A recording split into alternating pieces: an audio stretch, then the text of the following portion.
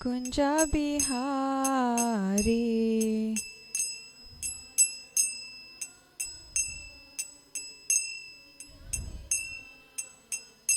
Jaya Radha Madhava Kunja Bihari.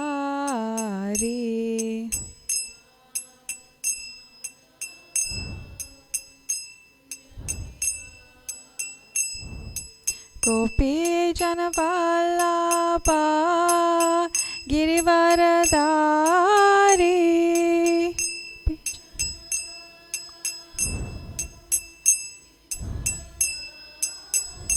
Jaya Gopi Janavallabha Girivaradari.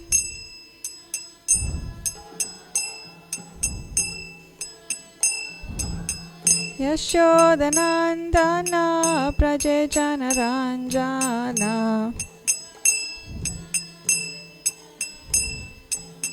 Yashodanandana Praje Janaranjana. Yamuna Tira Vanachari.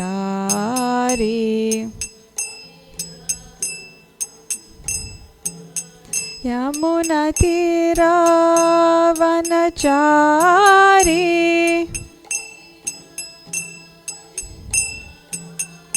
Jaya Radha Madhava Kunja Bihari.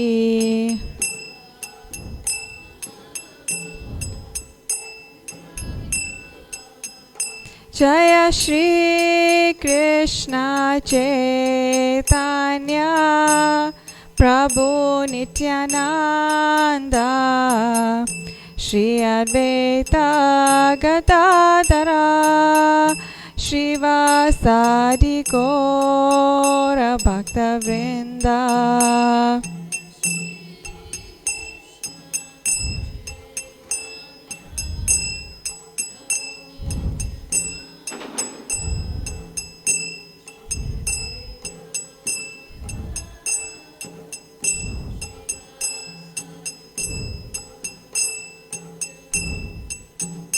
Hare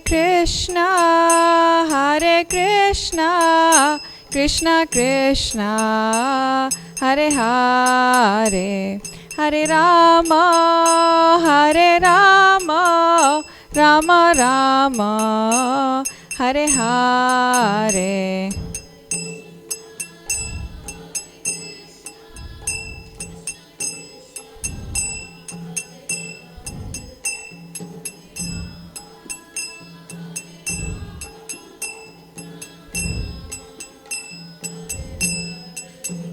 Hare Krishna, Krishna Krishna, Hare Hare, Hare Rama, Rama Rama, Hare Hare.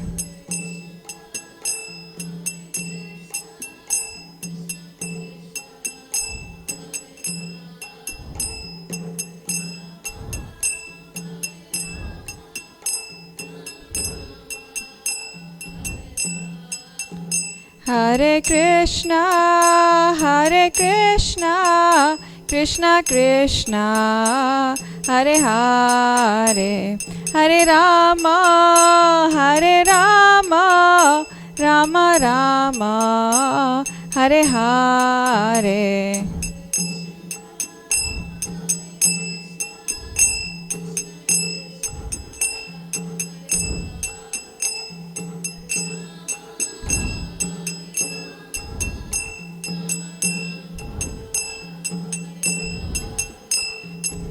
Hare Krishna, Krishna Krishna, Hare Hare, Hare Rama, Rama Rama, Hare Hare.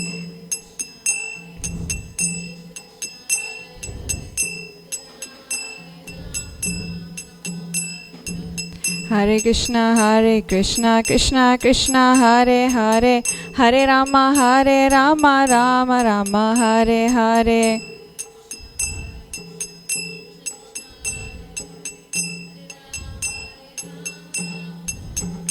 Hare Krishna, Krishna Krishna, Hare Hare, Hare Rama,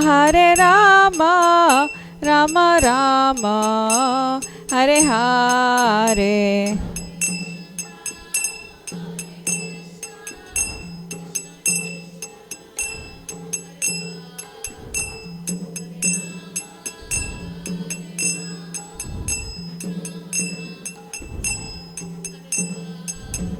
Hare Krishna, Krishna Krishna, Hare Hare, Hare Rama, Rama Rama, Hare Hare.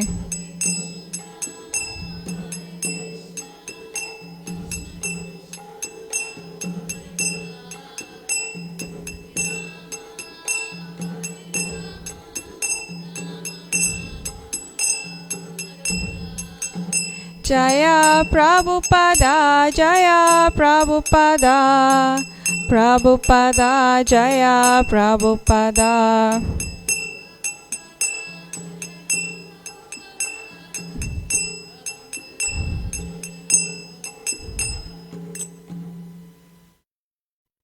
Srila Prabhupada ki jai. Harinam Sankirtan Yagya ki jai. Nitai Gaur Premanande.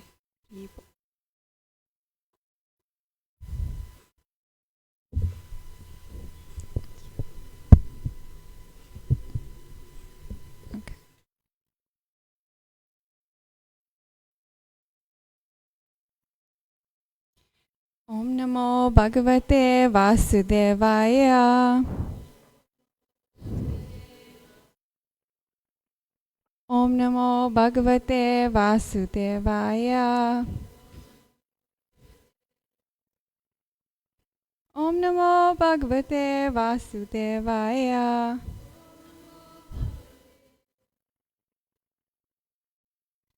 So we're reading from Srimad Bhagavatam, Canto 4, Chapter 13, Text 32 and 33. So I'll just read text 32 and then we can recite 33 together. Tata sadaya badram te atmanam suprajam nirpa istaste putra kamasya putram dasyati yagyabhak. O King, we wish all good fortune for you.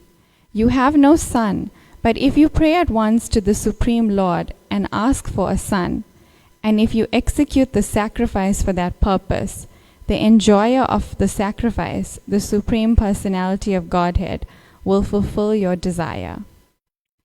Text 33. We can recite this one together. Tata svabhaga deyani grahisyanti divokasha yadyagya purusha shakshad apatyaya harirvrita tata svabhagadeyani grahisyanti divokasa yadyagya purusha shakshad apatyaya harirvrita tata svabhagadeyani grahisyanti divokasha yadyagya purusha shakshad apatyaya harirvrita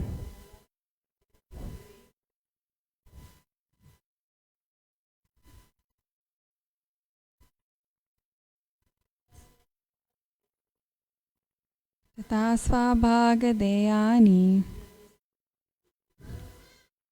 grahisyanti divokasa yadyagya purusha shakshad apatyaya harirvrita Tata svabhagadeyani grihasyanti divokasha yad yagya purusha shakshad apatyaya harirvrita tata svabhagadeyani grahisyanti divokasa yad yagya purusha saksad apatyaya harirvrita tata svabhagadeyani grahisyanti divokasa yad yagya purusha saksad apatyaya harirvrita tata. Thereupon swabhagadeyani, their shares in the sacrifice, grahisyanti, will accept, diva okasa, all the demigods, yat, because, yagya purusha, the enjoyer of all sacrifices, shakshat, directly, apatyaya, for the purpose of a son, Hari, the Supreme Personality of Godhead, Vrita is invited. Translation by Srila Prabhupada. When Hari, the supreme enjoyer of all sacrifices, is invited to fulfill your desire for a son, all the demigods will come with him and take their shares in the sacrifice. Purport. Whenever a sacrifice is performed, it is meant for satisfying Lord Vishnu, the enjoyer of the fruits of all sacrifices. And when Lord Vishnu agrees to come to a sacrificial arena, all the demigods naturally follow their master, and their shares are offered in such sacrifices. The conclusion is that the sacrifices performed are meant for Lord Vishnu, not for the demigods. Om Jnana Timirandasya Gyananjana Shalakaya Chakshur Unmilitam Yena Tasmai Shri Guruve Namaha. So thank you for allowing me to speak again in the Bhagavatam class. So in context, we've just been reading about Maharaj Anga and how he has many priests performing a sacrifice.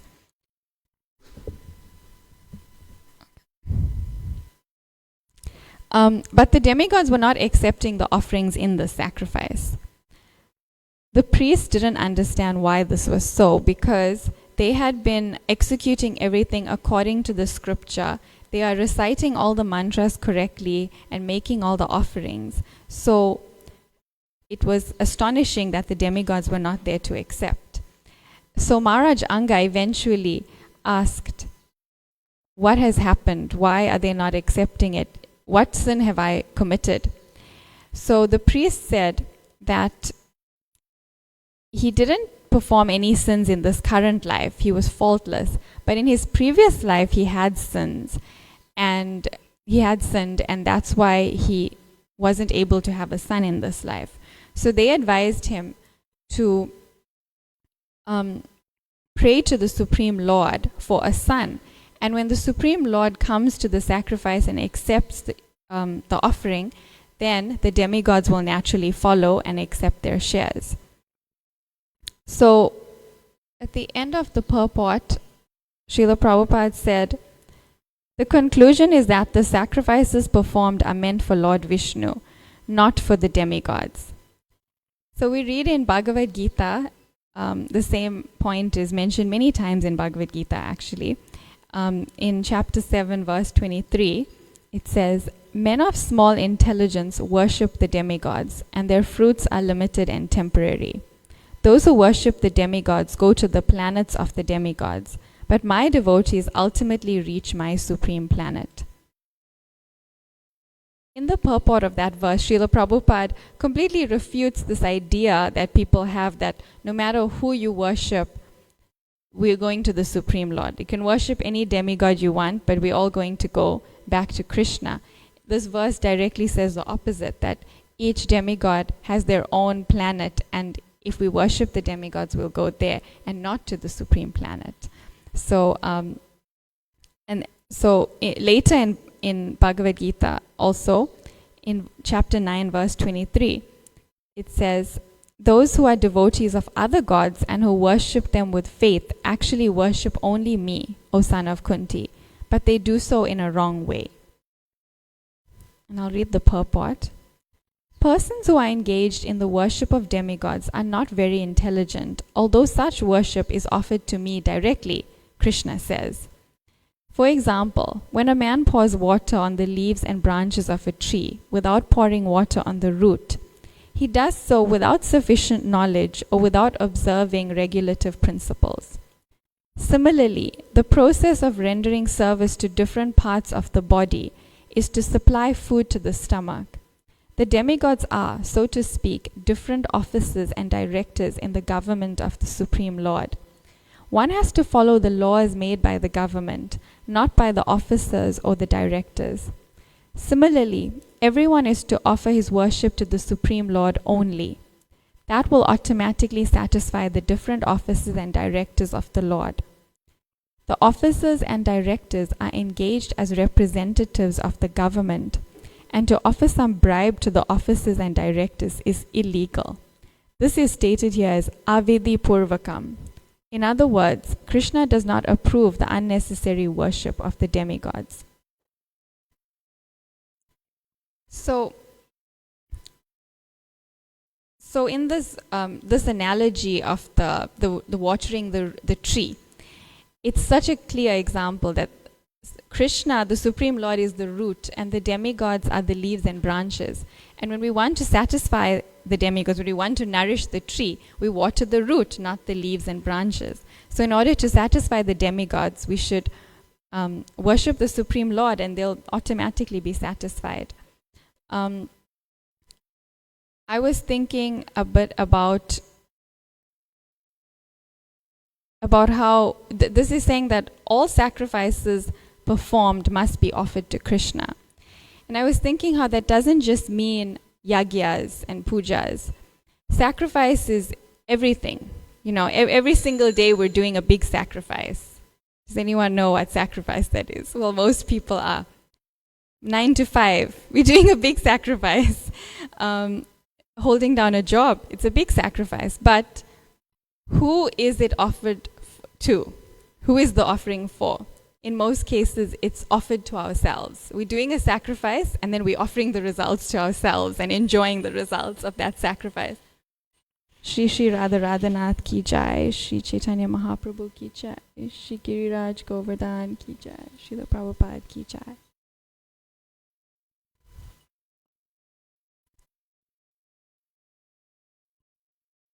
So, we work to earn money, but generally it's used for our own enjoyment. It's not offered to Krishna. And I'm thinking of a quote Kadambakanana Swami would say. I don't remember who he was quoting, but it was, the world is an altar, and everything is meant to be purified and offered to Krishna. Do you remember who?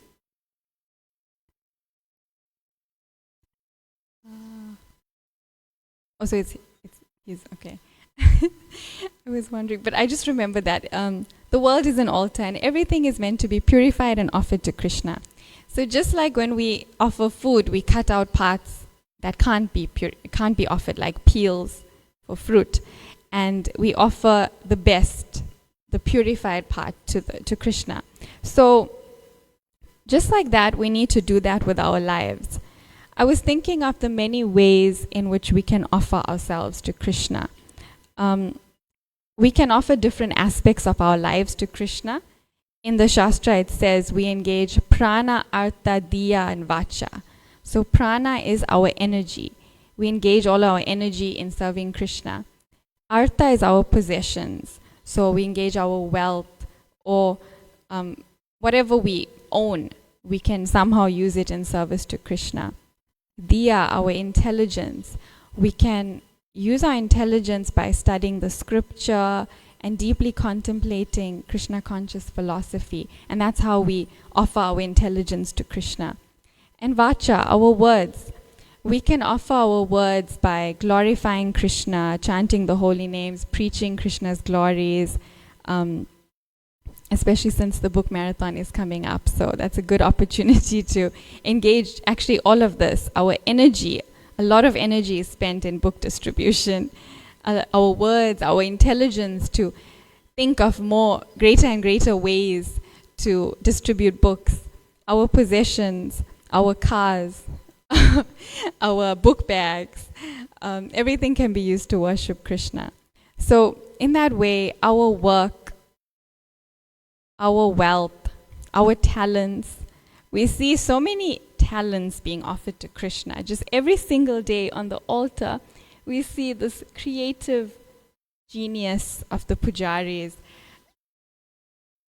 with their garlands and the decorations and the dressing. Everything is so opulent, and every day it's totally different. It's a new world every day.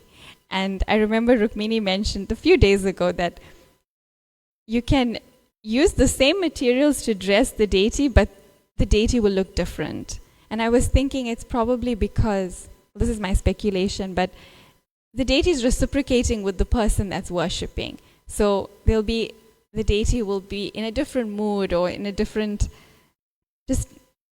there'll be a different feeling. So, and we see that as the deity is looking different. So there's so many ways to worship Krishna. Our relationships, we can offer our relationships to Krishna. I was thinking about this deeply. How to offer our relationships. If we see that the other person, whoever we're engaging in a relationship with, whether it's a parental relationship, friendship, marriage relationship, if we see that the other person is bringing us closer to Krishna and our duty is to bring them closer to Krishna, then we can say we're engaging this relationship, we're offering it to Krishna. But it's not simply about just doing service together. It's also about increasing the absorption of the other person and being absorbed so that we're good association for the other person. We should not drag anyone away from Krishna consciousness and think it's still offered to Krishna because we're doing service together.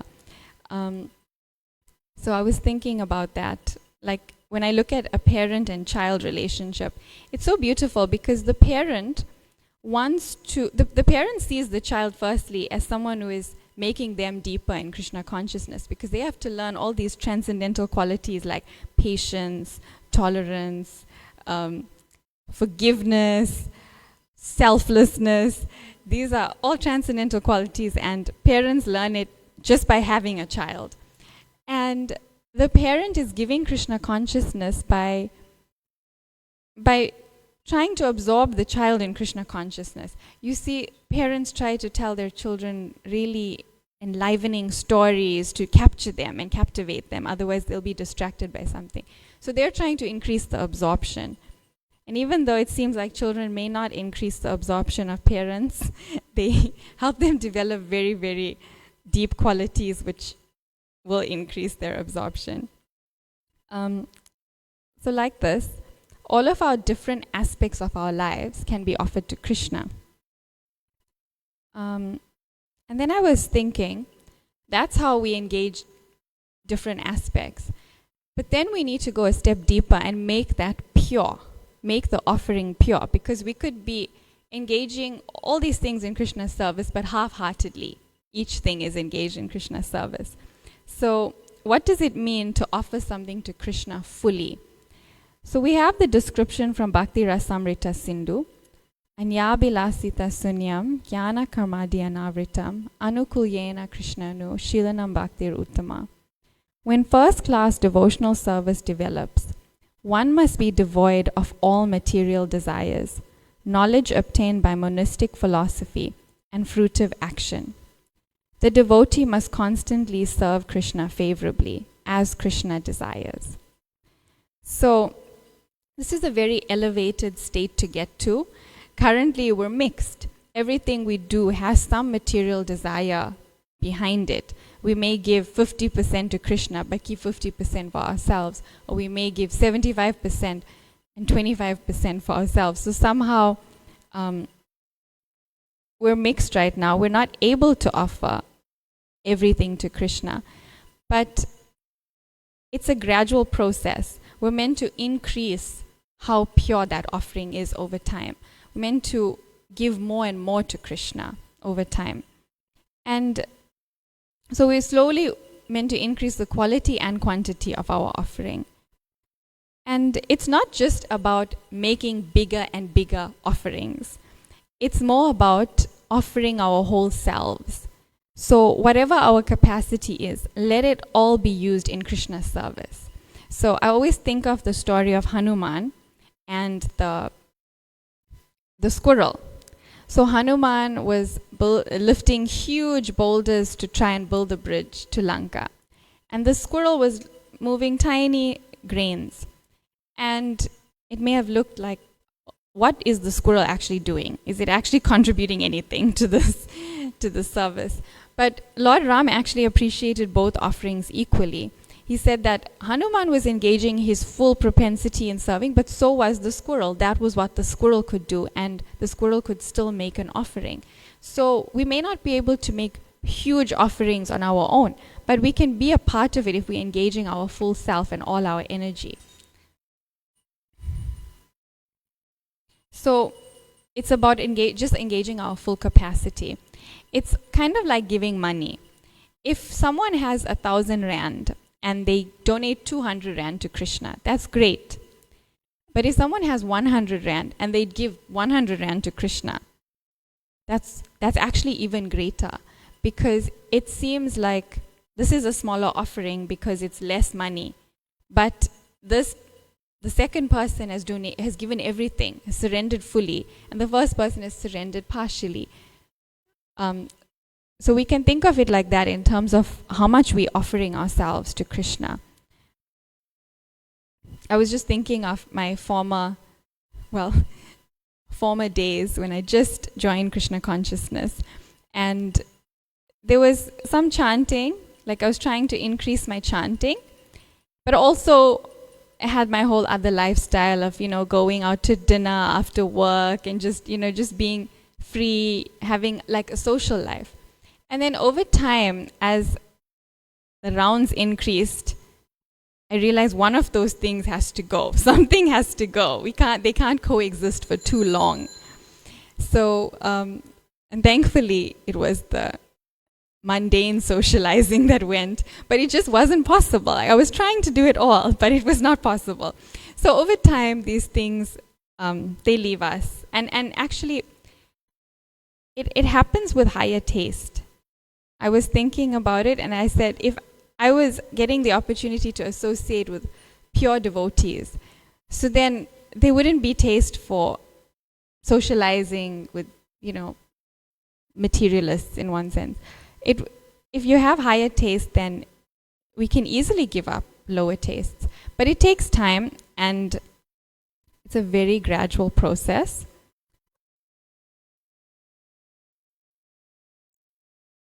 And then there's the thought of us increasing the depth of our offering. So we could be extremely busy, engaging 24 hours of our time in service. And that's really glorious. But it could become a mechanical to-do list. Like it could feel like we're just getting things done. And so over time, as we mature, the offering can become deeper and deeper, where we engage our mind. Our mind is absorbed in Krishna, and it's absorbed with love. Although, of course, it's very difficult to get there, and I can't believe I'm even speaking about it because I'm so far from that. But I remember I asked Jay Advaita Maharaj this question once. I said that sometimes it feels like we're just doing a to-do list at the temple, and it feels a bit mechanical, like our heart is not there, like the mood isn't right. And he said not to worry about it too much, because when we're engaging in the service, to be absorbed in getting that particular service done is good. It's like Arjuna. He was on the battlefield of Kurukshetra, and it's not expected that he was going to be fighting absorbed in love for Krishna. He's fighting to get that task done because that's what Krishna asked him to do. But because he's following the instruction of Krishna, then it's pure. It's a pure activity. So he didn't put such an emphasis on, being worried about the mood and being constantly absorbed. But he did say that as time goes, our absorption will increase. Our absorption should increase. It becomes an offering of love over time. May start off as an offering of duty, but then over time it can develop into love. Yes, it could. It's not just about getting the service done. It's about doing it to please Krishna. So, reflecting on this pastime of the previous ages and how offerings were so complicated in the previous age, all the previous ages, to serve Krishna, the processes look impossible. You have to either meditate for thousands of years or have elaborate fire sacrifices where all the mantras are chanted perfectly and all the ingredients are pure and all the offerings are done in the right way, or elaborate deity worship. But in this age, we have the easiest process. It's just chanting the holy name. Thanks to Lord Chaitanya, we've been given the greatest blessing by being able to access the spiritual world so easily. And yet we find it difficult because we're thinking we need to chant attentively, and that's difficult. But it's much easier, I think, than all the previous ages and the offerings that had to be done then. So we just have to chant Hare Krishna and teach others. That's our two jobs in the Krishna consciousness movement, as said by Vaisheshika Prabhu. It's a special concession we've been given, that we can access the spiritual world in a very simple way. So we should be grateful for that opportunity and really, really give ourselves in these offerings that we do, which is far simpler than previous ages. I was just thinking, one way to really, really please Krishna is to distribute books, because Krishna says in Bhagavad Gita that there is nobody more dear to him than he who shares this knowledge. And since the book marathon's coming up, it's so exciting to have this meditation that by distributing Srila Prabhupada's books, we can offer ourselves completely in this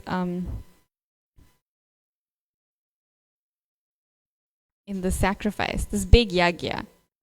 I love how Vaisheshika Prabhu makes everything so exciting. He talks about book distribution in such an exciting way, and it really gets people fired up, because he describes it as this huge worldwide yagya. It's a big sacrifice. This is our sacrifice. We don't have Asvamedha sacrifices and things now. We don't know how to do that. But this is our sacrifice, book distribution. And I was reflecting last year, or maybe, it was last year. I went to one of these upper class markets in Amshlanga, and I had a book table. And it was quiet. It was a relatively quiet day compared to what the other days were at that same market. I heard from the other vendors. But for me, it was very ecstatic because there were all these people who never heard of Srila Prabhupada's books getting in touch with it. It may be like 20 people, which for a book distributor is a happy day. But for other vendors who are used to, really cashing in. They were saying it's a quiet day, but I was enlivened, and I was thinking that day I didn't eat for 6 hours. I was standing, I didn't sit down, I didn't drink anything. And I was thinking of Dhruva Maharaj, who spent months and months standing on one leg, not eating, not drinking, to perform a sacrifice to see the Lord. And I was thinking my sacrifice was so easy.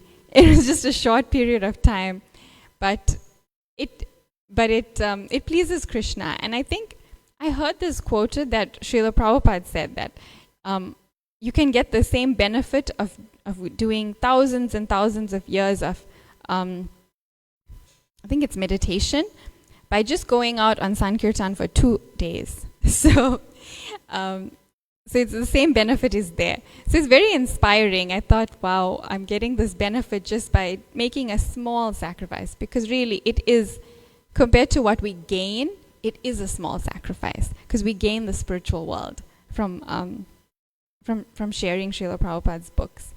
And I really like Vaisheshika Prabhu's recipe for successful book distribution. So he has 4 items which he says are like integral. His 4 steps. The first step is your sadhana must be strong. So he mentions that we can't pour from an empty cup. So we need to fill ourselves first. And strong sadhana will overflow bhakti. If our sadhana is very strong, the nectar of Krishna consciousness will just overflow from us, and then we'll be able to distribute that overflow. If we're not filling ourselves up, then it is harder to give out. We're not in a position to give out so much. And then the second item was get books. He says we should always carry books with us at all times. And it's true, because I've had this experience. If you have a book on you, Krishna will arrange that somebody receives that book. It will be distributed. It's not that if you have the book, it's just going to sit with you for really long. Like somehow it will be distributed. But if you don't have books on you, then nothing will be distributed. It's not possible. Okay. So always carry books. I had an experience a few times where I had books, but not all the books. Didn't have Bhagavad Gita and like heavier books. I just carried small books, and people actually requested for Bhagavad Gita. 2 days in a row this happened to me. I didn't learn my lesson after the first day to always carry Bhagavad Gita. So it happened the next day, and then I thought I must always have Bhagavad Gita on me, and actually a variety of books, because we don't know who we're going to meet. And the third step, Vaisheshika Prabhu said, is the more you show, the more you sell. The more you show, the more you sell. So he says that we shouldn't be afraid to show all the books. Don't just show the small ones because we think that's easiest to distribute because it's cheaper. Show the whole variety. Just sell them in bunches like bananas, he says. Because when people see a whole variety, they might want a whole stack of books. So always display everything. I know for the last few years, Rukmini always has such a beautiful book display in the malls and wherever we go, basically. The display is really fantastic. Once I had, with the same like setup that I borrowed from Rukmini, I posted a photo on Facebook, and Tattvavid Prabhu, Srila Prabhupada's disciple, said that the display looks like Lord Narayan. And actually it did, because it had it was like in a shape, but actually I had some prices and they were in like strategic positions that looked like Lord Narayan's 4 hands. So it was true. I agreed with him. But I thought that was a powerful statement, because during that same time period also, I was a bit discouraged because we were at a new mall that we hadn't been to before. So people, like the first few days, people would just walk past the whole day, 0 books, you know. And I was feeling so sad because I thought, I came here for like 8 hours and it's just nothing. And then a friend mentioned that just by seeing the books, they're gaining Agyata Sukriti. And then she said that they don't have enough credit in their spiritual bank balance to afford the book right now. But by walking past every day, they're gaining spiritual credit in Agyata Sukriti, and then they'll one day be able to afford the books. And that was really encouraging. I really liked the metaphor. But I also experienced that at another time when we were at a market, and we were going 2 days in a row for that market. So I went the first day and it was packed. So many people. It was a night market. It was a really vibey situation, but barely any books got distributed. Then the next day there was a storm coming. Rain was predicted. So the market was empty. Hardly anybody came. And so all the other vendors were kind of sad. But that day, more books were distributed because the vendors from the previous night who had seen the books the previous day actually came to buy. So a lot of the vendors bought, and just the few people that came, but they had seen it, and they came on both days, and they had seen it. And I thought that is true. It's like something sparked their interest just by seeing the book, and then the next day it came. So we shouldn't be discouraged when people don't buy books. Actually, Vaisheshika Prabhu quotes Srila Bhakti Siddhanta Saraswati Thakur, who says that whenever we get rejected on the street distributing books, that nourishes our spiritual blood for our spiritual body. It's called Chida Rakta. So then that changed my view on rejection completely, right? Because before we get rejected and we get so deflated, and we have to try to keep our enthusiasm up and try to keep going for the rest of the day. But actually, now when I get rejected, it's actually exciting because I know, oh, yes, more spiritual blood for my spiritual body.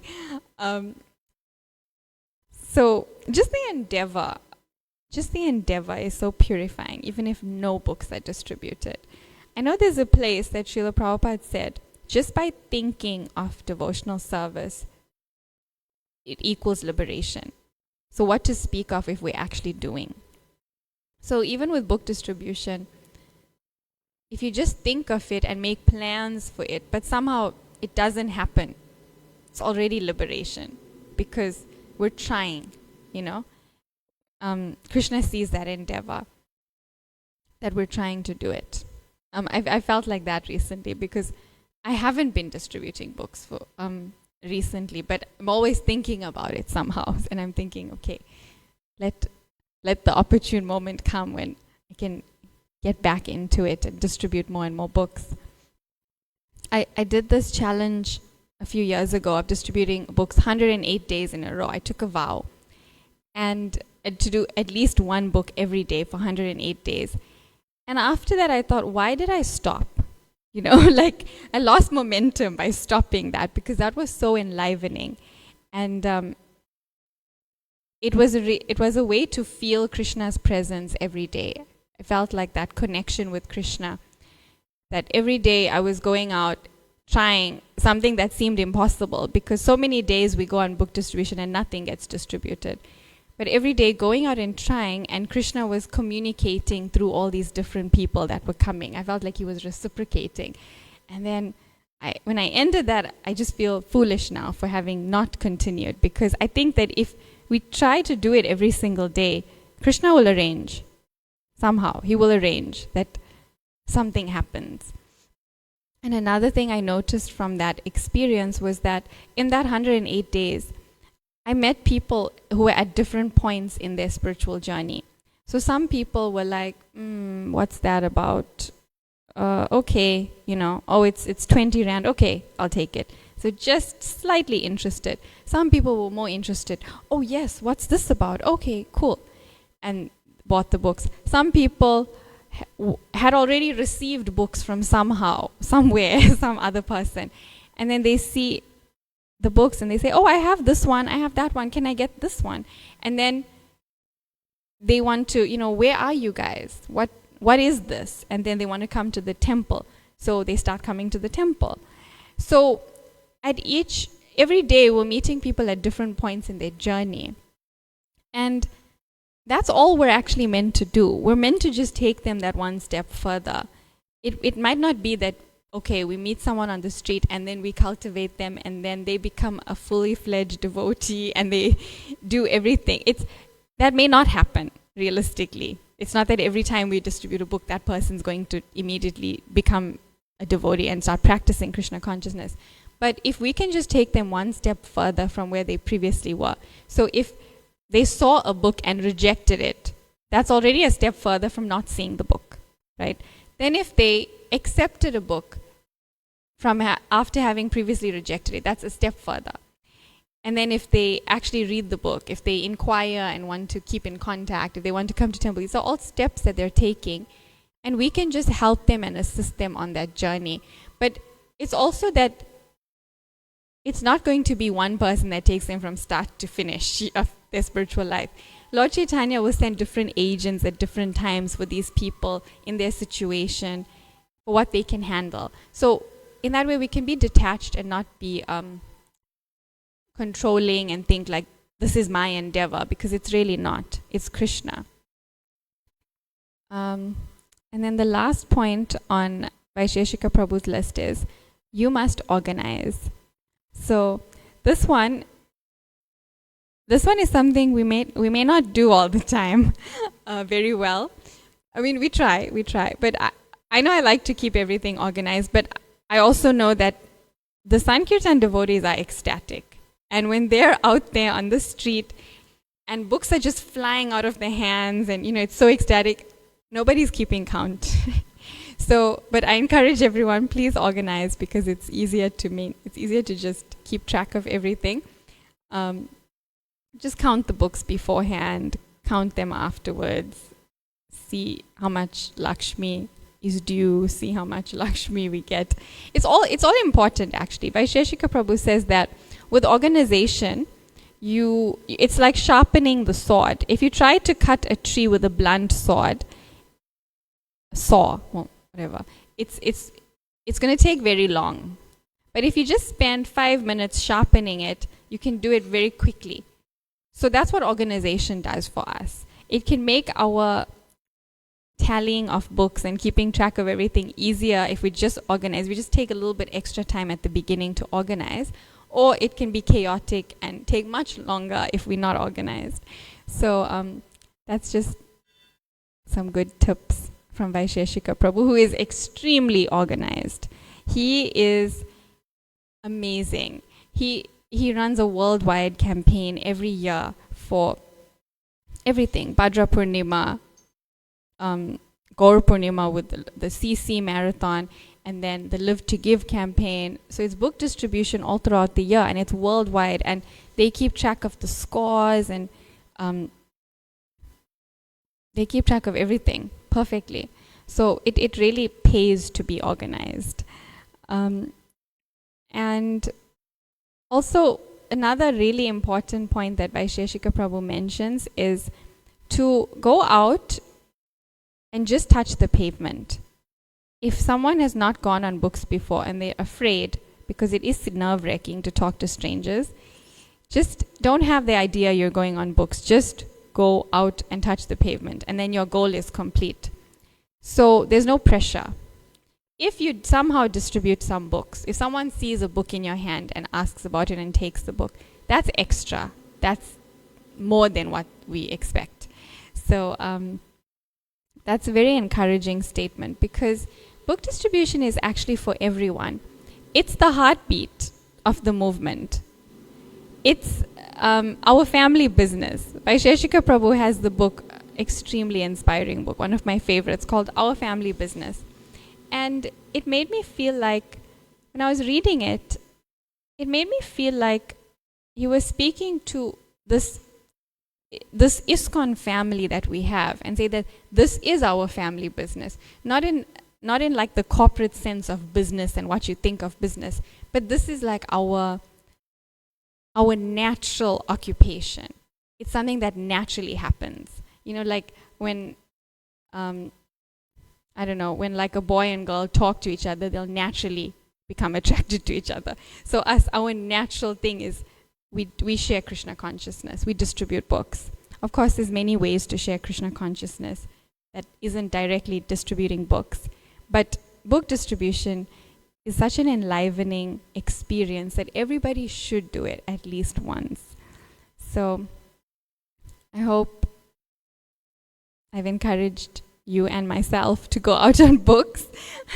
I think I needed this more for me to encourage myself and remember how enlivening it is to be on book distribution, because the marathon gets intense at times. But it is really special to see how Srila Prabhupada makes these arrangements to connect with so many conditioned souls just in our daily lives. We don't have to go out for 10 hours every day if we can't. If we can, that'll be great. I wish I could. But we can just, in the ordinary activities, somehow get the message out there. When I was doing my 108-day challenge, I was working, I was doing normal things every day. I spent a very small period of the day distributing books, maybe half an hour. But because I took that, I made that mental decision that I'm going to try to do this, then Krishna made the arrangements. So whatever we're doing, we can turn it into a field of opportunity for book distribution.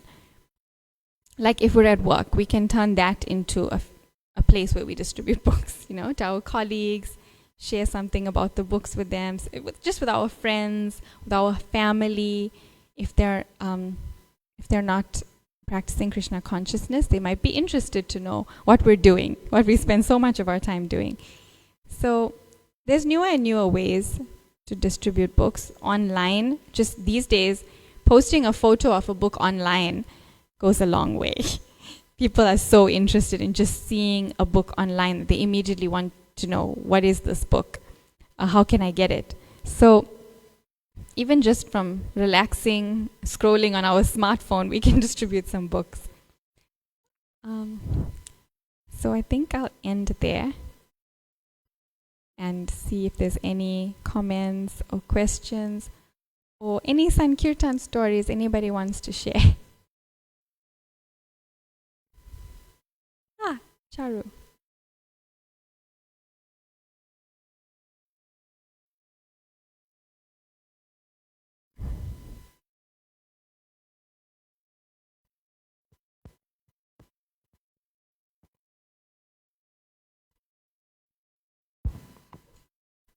Hare Krishna. Hare Krishna. Thank you for such a wonderful class.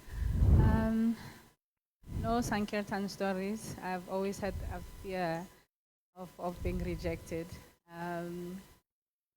It's just I don't know, and I'm hoping, I can't hear properly, just like... Oh no, sorry. I'm hoping, someone can actually validate what I actually kind of like picked up in the past few days. So I've been struggling with understanding the endeavor one does, and also somehow expecting results in, whatever field you find yourself in. It could be book distribution, your work, like that. And then I had a class by Swayam Bhagavan Keshav Maharaj, and he said that your endeavor is your success, is really that the results are not really up to you. So Radhika Sundari Mataji actually also confirmed that yesterday.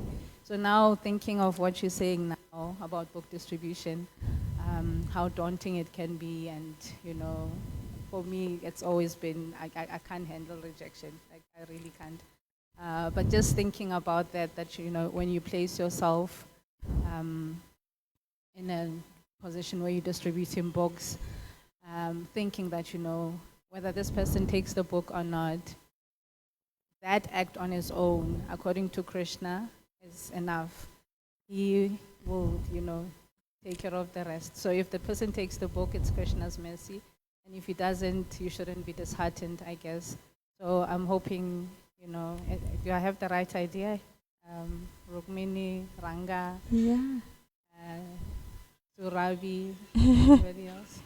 Yeah, that's also what I heard, because I used to also be very discouraged when no people wouldn't take books. But more than that, it was about, going out all day and just coming back with nothing to say. No scores, nothing positive, and nothing to offer, basically, to Krishna and Srila Prabhupada.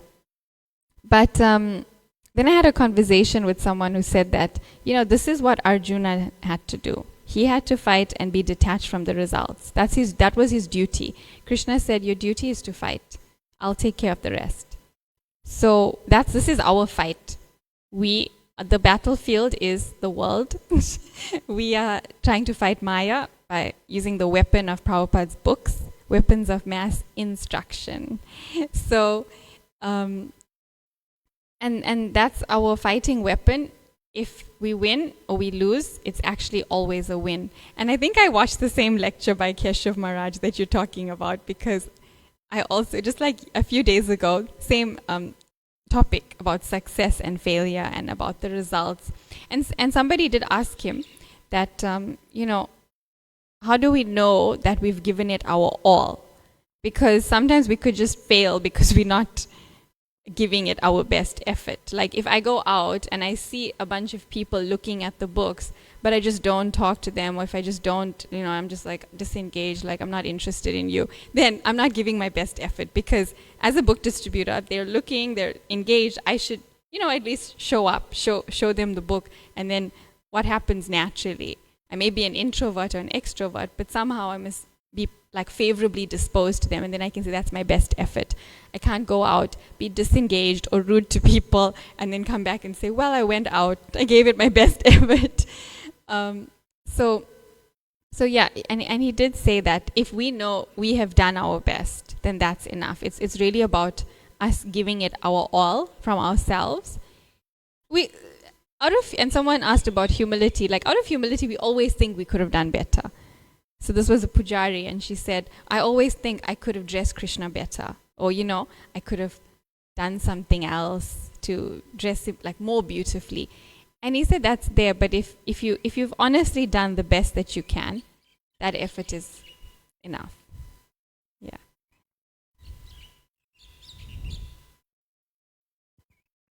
Hare Krishna. Haribo. Just a couple of thoughts when I was hearing Charu about this whole rejection thing. It's such a hard thing, but also, although we have the philosophy, it's not easy to intellectualize it. It's like, okay, they rejected me, so this is my spiritual blood. But it'll help me, but at the same time, it still stings. And I was thinking that when I was, I mean, it's been a long time since I could be on books, but when that happened, one of the things that helped me process it was like, yeah, it stings, and this is the rejection of me leaving Krishna. Yeah. That's one thing, is that so many times my japa is under par. So many times I'm ignoring him. So many times I'm rejecting him. This is the same sting of that rejection, The other thing was that what I was fighting against was that rejection, it just keeps me humble. It really just keeps you humble. So on one hand, we can try to, sometimes if we could use the philosophy to try to not feel the rejection. On the other hand, we could feel the rejection, and that rejection could purify us. Because then it's like, sometimes in Krishna consciousness, it's like the longer you've been around, you get naturally senior. And then there's all this expected respect that you expect, that's meant to come to you. And then sometimes it helps to just step on the street and get smashed, and realize that actually, no, it just exists in this bubble of a certain social structure that you are in.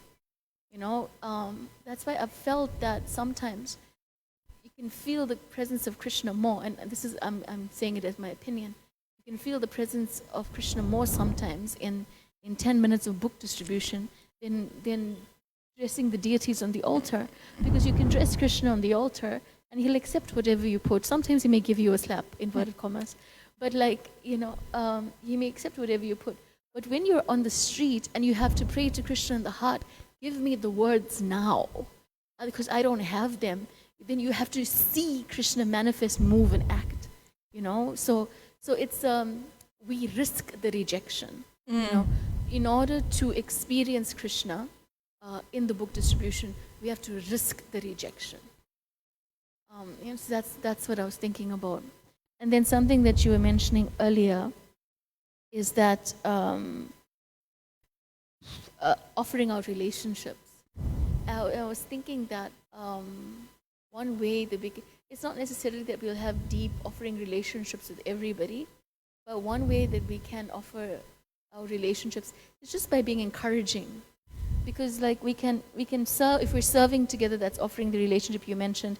Also, if we're absorbed together, that's like we would most likely have to be a little bit more like-minded to be absorbed together. Yeah, those are the closer relationships. The closer relationships. But I think on a general basis, it really doesn't hurt to just be encouraging.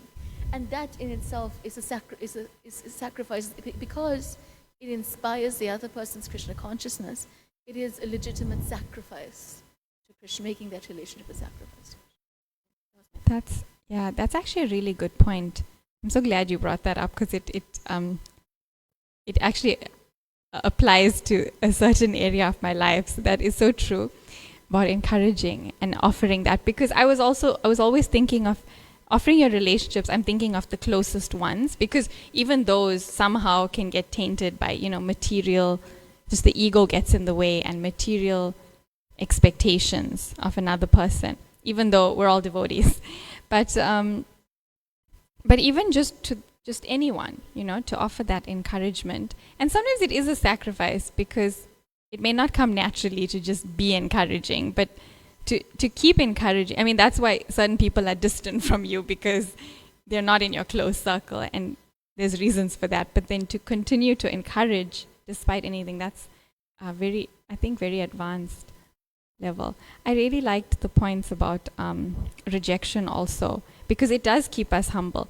I think when we're out on the street, like there has to be that balance where we feel the right amount of rejection to keep us humble, but the right amount of encouragement of like our spiritual blood growing to continue. Because if you go out, we're always humble and always, being humbled, and it's good for us. And then to a point where it says, okay, I'm not going out anymore because this is too much. So it's like we need that. And I think Krishna arranges for that. He arranges for that smashing, and then he'll arrange for some nectar. And then, it'll be exactly what we need, actually. Even if it's very, very difficult, it's exactly what we need. It shouldn't, whatever like discouragement we experience and that we accept with humility, it shouldn't like deter us from the service. That's the main thing. If it's getting to that point, then it's like, okay, we need some freebies. Sometimes whenever we, before, when we were on books, if we'd go through a really, really difficult day and there's no books being distributed, then somehow we'll just find someone who's like mildly interested and just give them the book for free. Just say like, we did something for our own encouragement. We used to do this.